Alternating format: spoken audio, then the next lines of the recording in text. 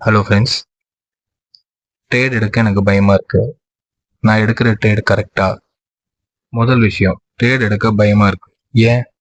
ஏன்னா எங்க ட்ரேட் எடுக்கணும்னு நமக்கு தெரியல. அதான் பயமா இருக்கு. சரி, நம்ம சிம்பிளான ஒரு ட்ரேடிங் மெத்தட் வச்சிருக்கோம், புல் பேக் ட்ரேடிங்னு. அதை 2 டைம் ஃப்ரேம் யூஸ் பண்ணி நம்ம எப்படி ட்ரேட் பண்ணுறதுன்னு இந்த வீடியோவில் பார்க்கலாம். இது 1 ஹவரோட டைம் ஃப்ரேமு. 1 ஹவர் டைம் ஃப்ரேமில் வந்து நம்ம ஒரு சப்போர்ட் ரெசிஸ்டன்ட் வரைஞ்சிருக்கோம். அது புல் பேக் யூஸ் பண்ணி தான் வரைஞ்சிருக்கோம். ஆல்ரெடி ஒரு செல்லரை வந்து பையர் ஸ்ட்ராங்காக க்ளோஸ் வச்ச ஏரியா, அதுக்கப்புறம் ஒரு பையரை ஸ்ட்ராங்காக செல்லர் க்ளோஸ் வச்ச ஏரியா. இப்போ அந்த 1 ஹவர்ல ப்ரைஸ் எங்கேருந்து ரிவர்சல் ஆயிருக்கு?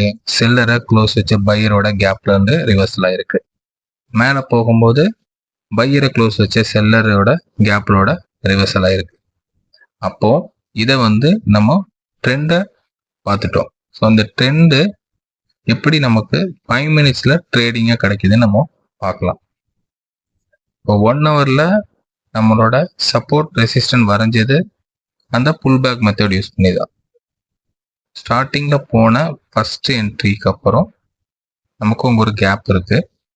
ஸோ 1 ஹவரில் அந்த மார்க் பண்ண மாதிரியே 1 ஹவர் போகிறேன்.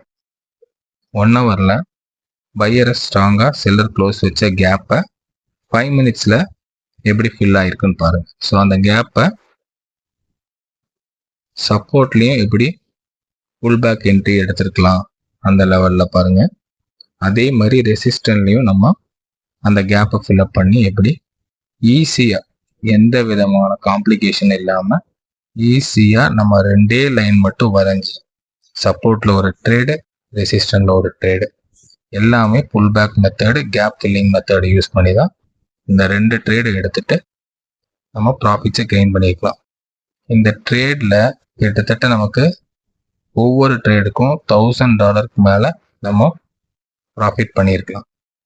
வெயிட்டிங் வேணும், புரிஞ்சிக்கணும். புரிஞ்சிக்கிற தன்மையும் வெயிட்டிங் இருந்தாலே வின்னிங் ரேஷியோ நமக்கு இந்த ட்ரேடில் கிடைக்கும். இது நிஃப்டியோட சார்ட்டு. நிஃப்டியில் வந்து லாஸ்ட் டே, அதாவது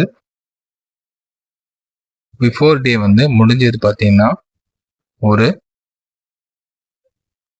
லோயர் ஹை ஃபார்மேஷனில் தான் ட்ரேடிங் கம்ப்ளீட் ஆகி அந்த 10 பிரேக் அவுட் பண்ணிட்டு நமக்கு ஒரு சப்போர்ட்டில் ட்ரேட் வந்து க்ளோஸ் ஆகிருந்து டே ஃபினிஷ் பண்ணியிருந்தாங்க.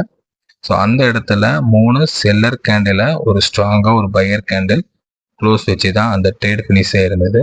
அடுத்த நாள் நல்ல ஒரு வால்யூம் கேப்பை போன மார்க்கெட்டு ப்ரீவியஸ் ஹை கிட்ட போய் அங்கேருந்து ஒரு ரிஜெக்ஷன் ஆச்சு.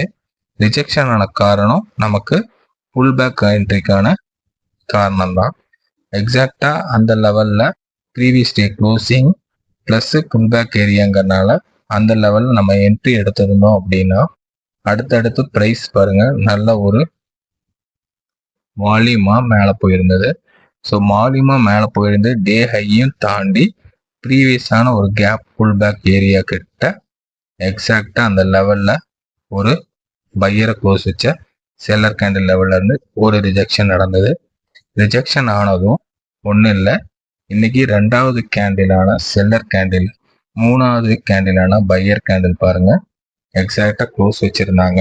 அந்த லெவலோட புல் பேக் ஏரியாவில் வந்து தான் ப்ரைஸ் மறுபடியும் ரிவர்சல் ஆச்சு.